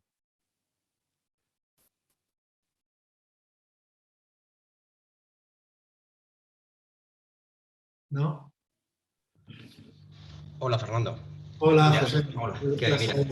Mira, me ha parecido muy interesante lo del día de hoy, incluso mucho más que lo del otro día todavía. A mí por lo menos me ha llegado mucho, ¿eh? Entonces, yo tengo algunas dudas que se me plantean cuando, bueno, pues yo trabajo con un equipo de emergencias de la ECIF y demás. Y entonces hay un punto, por ejemplo, que es el de tenemos que esforzarnos en no actuar como instrumentos de la política exterior de los gobiernos, ¿no? Sí. A mí me parece, o me da la sensación, cuando se refiere a la política exterior de los gobiernos, que se refiere al gobierno donante, entre comillas, o al gobierno receptor. Bueno, es lo que intentaba explicar, que el lenguaje se ha quedado anticuado, porque esto es un documento del año 94, entonces ya, fíjate, va para casi 30 años. Y claro, la visión entonces era norte-sur, la visión era de arriba abajo, y se refiere al gobierno donante, ahí. Claro. Sin embargo, luego, como os decía, si escucháis un poco el vídeo este que está más actualizado, ya habla de poderes públicos, autoridades. En realidad, es una explicación del principio de independencia. Tenemos que ser independientes. Como actores humanitarios tenemos un mandato propio. Y ese mandato es independiente. Entonces, las autoridades de cada lugar, tanto el donante como el receptor y demás, tienen también un deber muy serio respecto a sus poblaciones, en algunos casos democráticamente y en otros no, pero lo tienen. Y nosotros lo que tenemos que es colaborar en tanto en cuanto estamos en la misma agenda humanitaria. Si no, tenemos que ver nuestra propia vía. Y esto que es importantísimo y que nos llena de energía y de ilusión y de poder, nos puede llenar de fanatismo y nos puede llenar de quijotismo. Es decir, allá voy. A mí nadie me dice lo que tengo que hacer. Nosotros tenemos nuestros principios, nuestros mandatos. Es decir, cuidado, cuidado, cuidado. Y por eso hay que referirse a principios, a valores y a mandatos compartidos con el sector, elaborados entre todos, abriéndolos, trabajado mucho. ¿Qué quiere decir exactamente? ¿Cómo aprendemos con los demás? Porque si no nos convertimos en Quijotes, organizativos o individuales, ¿no? Pero tu pregunta... Sí, bueno, es que ahora va. La pregunta, eso era un poco el acercamiento. La pregunta, vale, venga, pues la pregunta que yo me planteo es, ¿no consideras o crees que la acción humanitaria se está politizando? Quiero decir, ¿se utiliza la acción humanitaria como instrumento político de los gobiernos? A mí eso es lo que más me preocupa, que eso se priorice a la acción humanitaria como tal. A ver, la acción humanitaria... Y si quieres, bueno, te pongo un ejemplo reciente. Mira, estuve recientemente en Guinea Ecuatorial, ¿no? Entonces, España mandó, por medio de la OMS, mandó un pequeño grupo de sanitario, ¿no? Pero de repente ves aparecer por allí pues, un equipo de Qatar desorbitado con un hospital de 1000 camas desproporcionado absolutamente para el tipo de desastre que había, ¿no?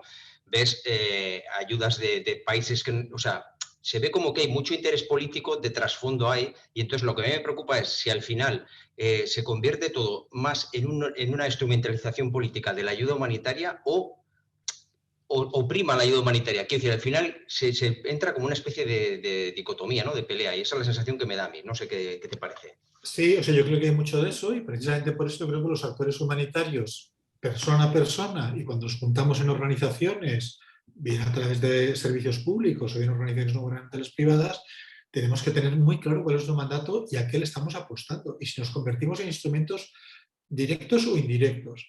Y eso tenemos que reafirmar. Efectivamente, el circo humanitario, como llamamos a veces dentro del sector, a todos estos despliegues que se producen a través de algunas catástrofes, pues lleva a que la gente, en función del impacto mediático que puede tener, los beneficios de cara al público que pueda tener o incluso las posibilidades de inversión futuras, pues se desplieguen y se hagan llamadas incluso a las organizaciones a que entren allí. España, que ahora tiene pues, bueno, pues, ya más capacidad a través de la EFI y demás, y que hoy en día pues, su ministerio se llama Ministerio de Asuntos Exteriores y de Cooperación, y eso no fue una casualidad que se le ocurrió a ningún presidente de gobierno y ministro, eso fue la lucha del movimiento 07, que estuvimos luchando mucho para decir la política exterior tiene que ser cooperativa y tiene que transformarse, y el nombre apareció de ahí. Pero claro, este mismo gobierno, este mismo Estado, perdón, el ministerio, yo recuerdo perfectamente cuando decidió estratégicamente incorporar África Austral en sus prioridades, fundamentalmente por los motivos de pesca y porque la lengua lusófona, la área lusófona, Mozambique, Angola y luego Namibia con inglés, pero también con una influencia pesquera muy grande, era estratégico. Cuando todo el tema de la Unión Europea empezó a cerrar los espacios, digamos, y el sector pesquero español. Y se hizo llamada a muchas ONGs a que fuéramos allí para también llevar la cara. Y mira, lo comparto abiertamente, por una anécdota de estas triste y graciosa de la vida. Yo recuerdo cuando yo fui a Namibia con un compañero por primera vez a empezar a trabajar en ese país, en este caso para Intermonox, Fanox en español, pues cuando nos presentamos a la embajada española, decir, mire, pues venimos aquí porque queremos empezar a poder trabajar de cooperación, las palabras del embajador fueron estas: por fin alguien que viene de España a hacer algo decente en este país, estoy harto de sacar pescadores de la cárcel.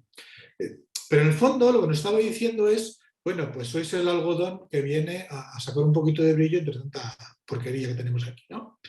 Bueno, efectivamente podemos ser instrumentos a nivel individual o a nivel más colectivo.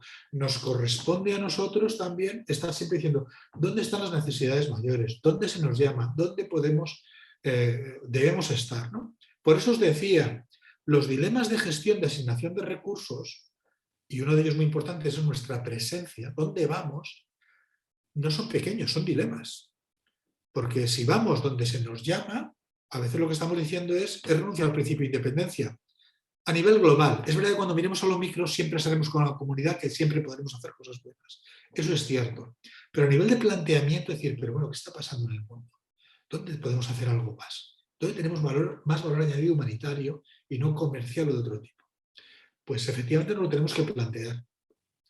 Como pasa en todo, José, pues yo siempre digo, el que no quiera mancharse las botas de barro, que no entre en el sector humanitario, porque pisar la realidad de la vida y del mundo pues tan duro que tenemos, al final hay barro que llevas. Lo importante es ser consciente que te lo tienes que ir quitando una y otra vez, y una y otra vez, y una y otra vez. El que quiere pisar sobre alfombras rojas y rosas, pues lo tiene de muy crudo, pero hay que ser conscientes de que no nos tienen que llevar a sitios enfangados sin que seamos conscientes de que lo estamos haciendo por algo que vale la pena. Bueno, no sé si te he contestado un poco, José, es compartir un poco también reflexiones. Más o menos, sí. Gracias, José. ¿Algún comentario más o preguntas?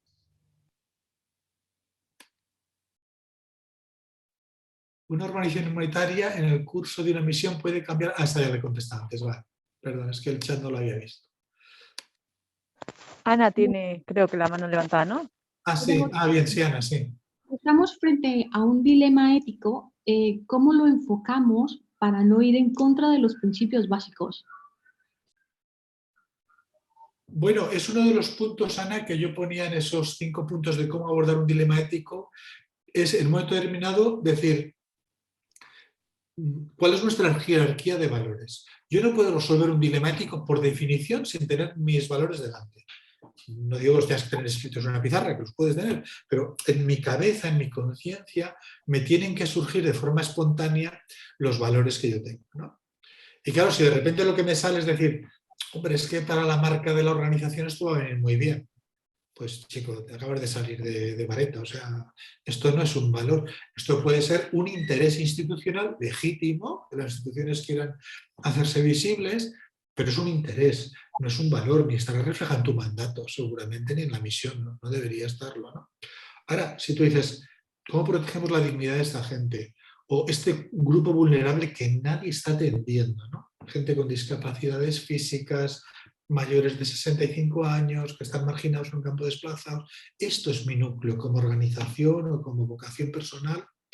Esto es lo que voy a priorizar, más allá de que tenga que sacrificar otros aspectos. Es decir, ¿cómo resolvemos el dilema sin sacrificar los valores? Reordenándolos. Es decir, voy a ir a los superiores, a los que son más importantes para nosotros como colectivo humanitario y yo como actor humanitario. Esto exige que los actores humanitarios hablen mucho entre ellos de estos temas y hablen a priori, porque si no puede ser que José y yo, el día que nos encontremos trabajando juntos en Guinea, descubramos al cabo de un mes que él prioriza unos valores y yo otros, pero que estamos dentro de la misma misión y con la misma organización que nos respalda. Y entonces, pues, o bien nos echamos unas risas y pasamos de puntillas, o tenemos una bronca que no hay forma de levantarla, ¿no? Entonces, este tipo de cosas sí conviene. Lo que estamos haciendo hoy, hicimos el otro día, y claro, es una dinámica un poco complicada, ¿no? A través de ordenador y demás.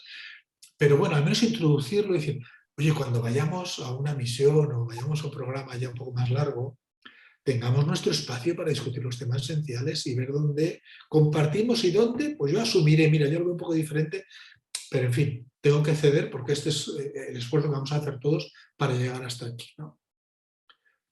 Entonces, por sintetizar otra vez volviendo a tu pregunta, no se puede resolver un dilema ético sin una jerarquía clara de valores. Y cuando intervienen varias personas, que es lo normal en la acción humanitaria, esa jerarquía tiene que estar compartida, acordada. Muy bien, más cosas. Joder, es que te preguntaría un montón de cosas, pero no quiero ser tampoco muy chapas, ¿eh? Bueno, yo por el tiempo vuestro, yo por mí encantado, ¿eh? Yo por el tiempo vuestro. Otro de los planteamientos mira, según una de la norma y así de la norma que hay, es el punto 7 creo que era algo así, era más o menos, digo porque lo apunté, ¿eh? Debemos intentar crear una respuesta al desastre en base a las capacidades locales, eso está claro. Pero cuando eso confronta un poco, porque a veces confronta con llámales que no sé si es eficiencia, eficacia, es decir, ¿me entiendes la pregunta? Es decir, está claro que no hay que utilizar a la población local como meros receptores, ¿no? De ayuda o lo que sea, así hay que hacerles partícipes, pero eso a veces hace que seas menos efectivo, entre comillas. Puede pelear con esa efectividad. Puede pelear y es un caballo de batalla en muchas organizaciones. Y además esto tiene muchísimos frentes de análisis, ¿eh? Mira, aquí lo primero, y ahora te hablo también ya, pues, un poco como persona ya con muchos años encima de esto, ¿no? Me ha tocado trabajar en muchos contextos, pero quizá el contexto que más me ha llegado y con el que estoy más metido a fondo es con comunidades Kachin en Myanmar, ¿no? Llevo más de 10 años acompañándoles sistemáticamente. Mira, a mí al principio yo alucinaba porque digo, pero, joder, ¿cómo dan participación a todos? Madre mía, pues esto ya lo hemos hablado. Y qué lento iba todo. Pero claro, yo fui descubriendo dentro de su cultura lo importante que era todo ese proceso y cómo creían firmemente en la involucración de todos ellos cuando abordaban algo. Cómo luego salía aquello, lo que habíamos hablado, discutido, con aquellos procesos que al principio a mí me parecían lentísimos, con qué potencia y cómo los puedo ver yo después de 10 años de acompañarlos, con qué solidez y cómo argumentan ahora y cómo discuten con organizaciones internacionales, eso no tiene precio. Eso no tiene precio. Claro, y ellos mismos lo dicen, Fernando, han sido 10 años de estar contigo, ¿no? Pero has ido a nuestro ritmo, has caminado a nuestro ritmo, ¿no? Entonces, te pongo ese caso porque es el que he acompañado durante más tiempo y puedo hablar pues, con bastante conocimiento, ¿no? La bolsa que veis detrás, la espada, todo eso es Kachin, ¿no? Entonces, hay cosas que la eficiencia, la eficacia las tenemos que contrastar en el medio y en el largo plazo. Claro, salvar vidas, tú no puedes dejar ahogar a nadie y decir, bueno, ya habremos hecho la reflexión de cómo se hace un flotador. No, hay que intervenir. Pero el mismo criterio de la respuesta a tiempo, que es uno de los criterios que yo insisto, yo siempre les digo, mira, si no es a timely response, there's no quality, no hay calidad donde no hay respuesta a tiempo. Ese tema del concepto de la calidad, claro, cuando luego se va absorbiendo, entonces ya funciona solo, no hay que estar diciendo. Ahora tú dices, quítate que yo voy más rápido, porque yo muevo de otra manera, pues no. Mira, José, una cosa muy importante, te comparto una cosa personal, pero para mí, siempre se lo digo a los estudiantes de los másteres de acción humanitaria, no despreciéis la traducción consecutiva. ¿Cuántas veces nos toca trabajar en contextos que no conocemos ninguna de las lenguas y alguien nos está traduciendo y a su vez nosotros estamos manejando otra lengua que tampoco es la lengua materna nuestra? Y entonces es madre del amor, ¿no? Yo hablo, traducen, alguien pregunta, traducen. Mira, yo me he dado cuenta que son tiempos privilegiados. Primero, para trabajar un poco la humildad y la paciencia, es decir, esto va con otro ritmo. Y segundo, para decir, lo importante es que nos entendamos, no que yo vaya como una moto y ya se lo explicará a alguien. Ese tipo de anécdota, que la traduzco en actitud de decir, escuchar, esperar, volver a preguntar. Si me lo han preguntado 3 veces, pues por alguna razón será, lo explico 3 veces otra vez. Da igual, no me estaré explicando con sus parámetros. Ese tipo de cosas de contraposición que planteas tú, es verdad. Las capacidades locales, los entornos locales chocan muchas veces con el nuestro y sobre todo con esa sensación de Speedy González de todo rápido, todo deprisa.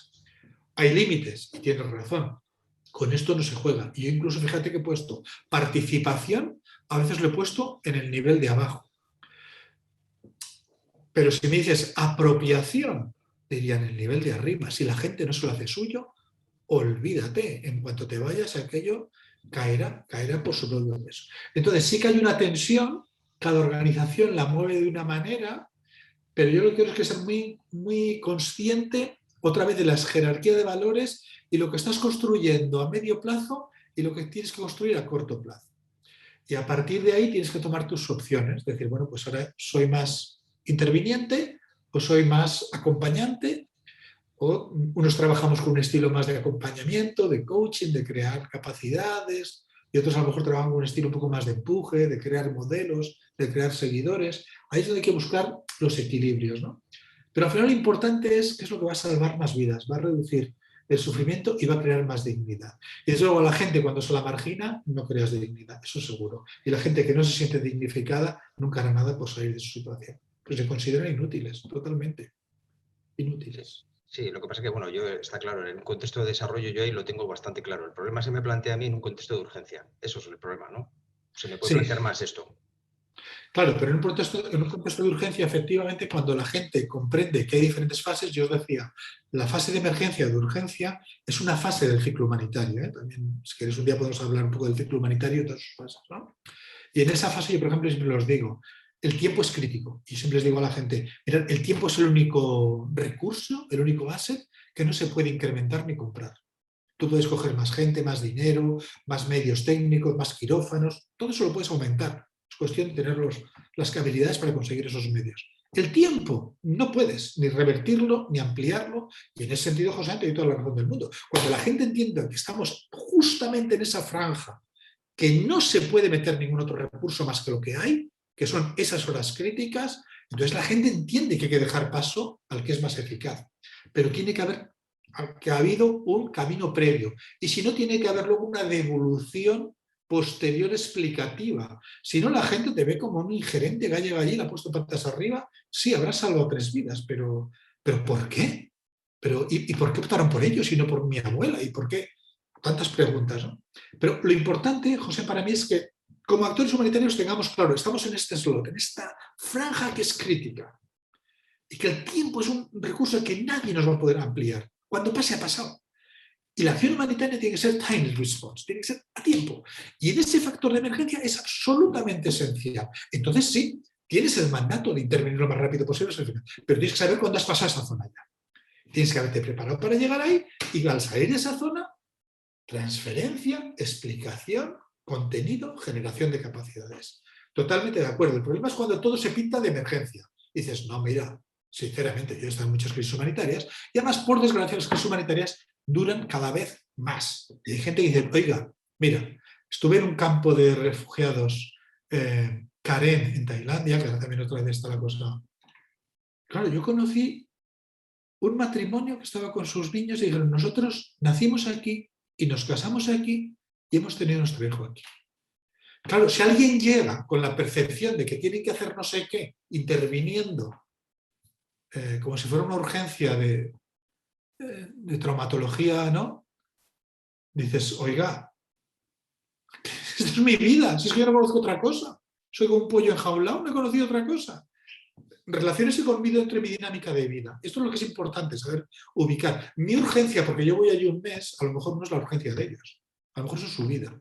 Y eso es donde yo creo que, José, la sensibilidad, el haberse preparado bien, el escuchar a la gente es muy importante para saber si tenemos el deber de intervenir de esa forma tan rápida o no estamos ahí y podemos hacerlo de otra manera.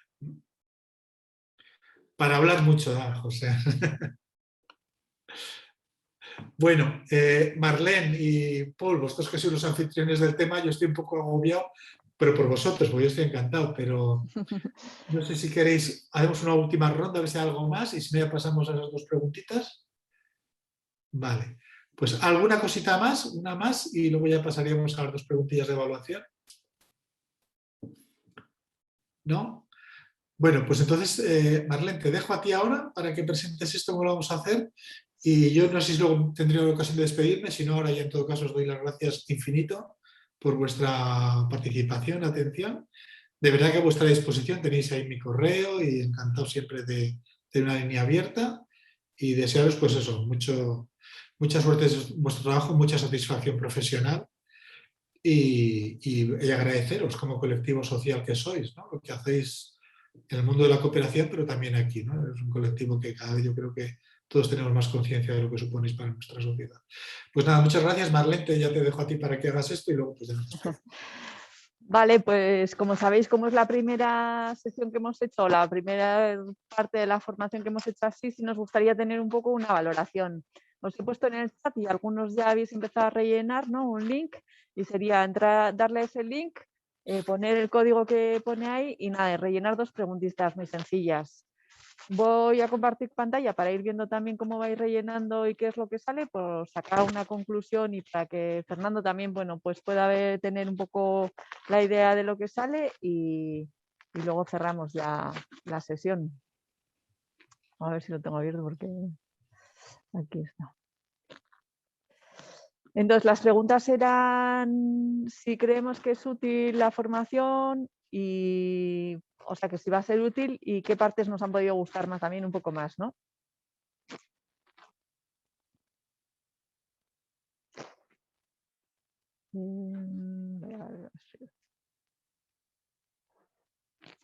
Ahí a ver si la veo ahí, ¿no?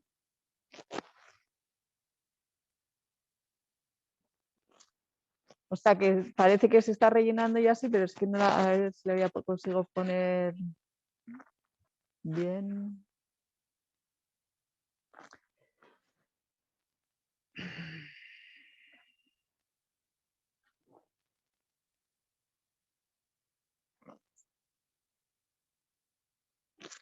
Ahí se me ha ido. Bueno. A ver, voy a darle stop share porque se me ha ido ahí un poco. Ahora la pongo, espera un segundo.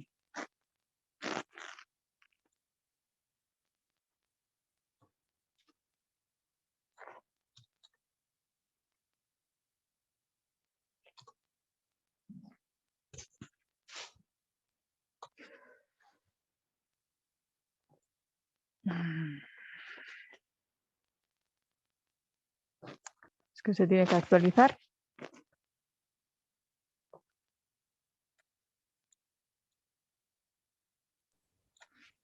Sí, a mí solo me permite hacer la primera pregunta. La segunda me dice que tiene que refrescar el refresh. Ya, es que sí.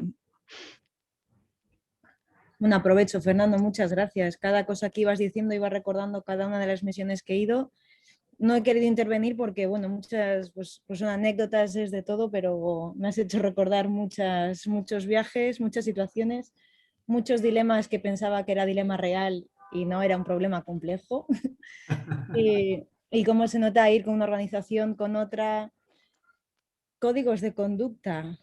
Yo creo que ninguna con la que he ido me ha presentado un código de conducta, me ha dicho, mira, este es nuestro enfoque. Entonces, me has abierto la cabeza. Ahora, lo primero que me ha la primera pregunta que hacéis, ¿te ha servido, te va a servir esto para el futuro? Desde luego. Ahora voy a ir con otra idea. Y me da pena haber ido a mis viajes anteriores sin todo esto tan claro, la verdad. Pero bueno, nunca es tarde y siempre se aprende, desde luego. Muy bien. No puedo saber tu nombre ahora porque Soy sale que Silvia, eres... sí, es que he tenido problemas con todos los ordenadores y he acabado con este, que ni es mío. Mi nombre es Silvia Moreno. Silvia, bueno, pues muchísimas gracias, Silvia. Sí, yo creo que otra vez un poco preguntar la pregunta está, decir, nos explicarán dónde vas a ir, con quién vas a estar, el presupuesto que tienes, mil cosas, y el por qué, ¿no? O sea, es una pregunta tan fácil como el por qué, ¿no? ¿Por qué hacéis esto? ¿Por qué lo hacemos? ¿Por qué quiero estar yo con vosotros? ¿Por qué queréis que yo esté con vosotros? ¿No? Y que se traduce en eso, explícame tus valores, el código de conducta, cómo lo vivo yo, ¿no? Yo creo que es importante. Pues muchísimas gracias, Silvia, y además al niño, al bebé que tienes, el más joven del grupo, muy Sí, bien. sí. Se ha portado muy bien, ha estado dormido todo el rato, pero ahora Sí, sí, sí, sí. quería teta. Muy bien, está bien.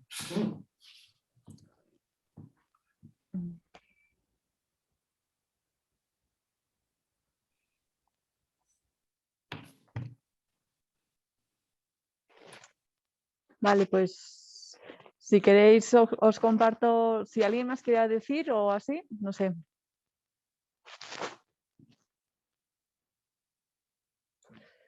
Si no, compartimos aquí un poco algunos resultados.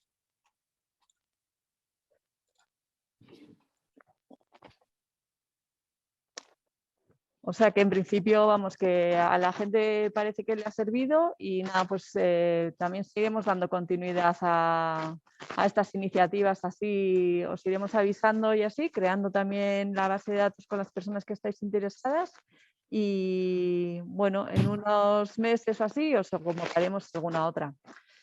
Paul, no sé si quieres cerrar un poco tú si quieres decir algo. No, que va. Sin más, es que ricasco y nada, pues que continuamos.